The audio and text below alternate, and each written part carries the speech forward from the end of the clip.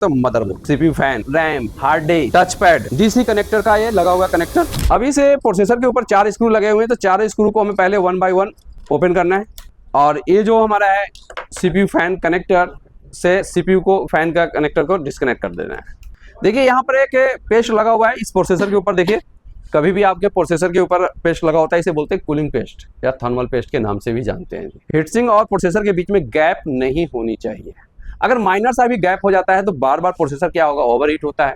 Overheat होने के कारण सिस्टम बार बार ऑफ हो जाता है। जो हमारा प्रोसेसर होता है, प्रोसेसर के ऊपर इसीलिए कूलिंग पेस्ट ज़्यादा नहीं, 2 बूंद लगाना होता है बीच में। जैसे ही आप लगाकर इसे स्क्रू को लगाइएगा, ये प्रोसेसर लगाते ही आपको फैल जाता है अपने आप, आपको फैलाने की जरूरत नहीं है।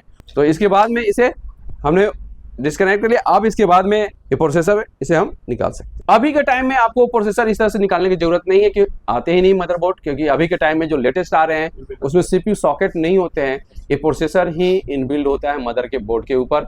उस मदरबोर्ड को हम बोलते हैं SOC motherboard, system on chip motherboard. आपको सभी मदरबोर्ड में आपको ये सारी चीजें मिलेंगे। अभी 3rd जनरेशन के बाद जितने भी लैपटॉप आए हैं, 4th, 5th, 6th, 7th, 8th या 14 जनरेशन का ही मदरबोर्ड लैपटॉप क्यों न ले लेते हैं, सभी में आपको एसओसी मदरबोर्ड मिलेंगे। कुछ लैपटॉप ऐसे हैं जिसमें रैम भी इनबिल्ड आ रहे हैं, लेकिन सभी में नहीं है। कुछ लैपटॉप हैं जिसमें रैम भी इनबिल्ड आ रहे हैं। तो आप लोगों को बताया भी गया है कि उसमें जो रैम इनबिल्ड होते हैं उसे हम बोलते हैं स्टैटिक रैम। और मैकबुक जो हमारा है, मैकबुक की अगर हम बात करते हैं तो मैकबुक जो 2015 के बाद जो भी आए, तो उन सभी में मदरबोर्ड के ऊपर ही प्रोसेसर, रैम और स्टोरेज डिवाइस, हार्ड डिस्क जिसे हम एसएसडी बोलते हैं, वो क्या है, इनबिल्ड है। अब अगर उसमें कल को एसएसडी में प्रॉब्लम आ जाए तो, या रैम में प्रॉब्लम आ जाए तो, यदि प्रोसेसर में प्रॉब्लम आ जाए तो, यदि आप कार्ड लेवल का इंजीनियर हैं तो आपको मदरबोर्ड को रिप्लेस करने के अलावा और कोई रास्ता नहीं दिखेगा। यदि आप चिप लेवल इंजीनियर हैं तो एक बार जरूर उसके ट्रेस कर सकते हैं कि स्टोरेज में क्या प्रॉब्लम है, कौन सी आईसी खराब हुई है। यदि आपको किसी भी तरह मैंने लैपटॉप में या इलेक्ट्रॉनिक सर्किट के बारे में नॉलेज लेनी है तो आप हमारे इंस्टीट्यूट में, मल्टीटेक इंस्टीट्यूट में आप आ सकते हैं। मल्टीटेक के इंस्टीट्यूट जो शॉर्ट टर्म कोर्स चलाती है, बहुत कम दिनों का कोर्स है और इससे आपका हाथ का हुनर बन जाता है, माने आप टेक्निकल हैंड बन जाते हैं।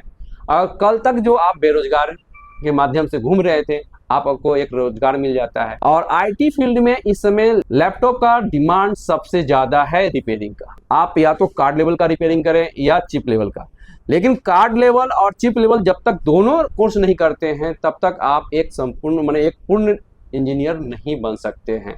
इसलिए हमें कार्ड लेवल के साथ साथ चिप लेवल का भी नॉलेज होनी चाहिए। यदि आप पहले से कार्ड लेवल जानते हैं तो आप आके हमारे यहाँ चिप लेवल का भी कोर्स कर सकते हैं।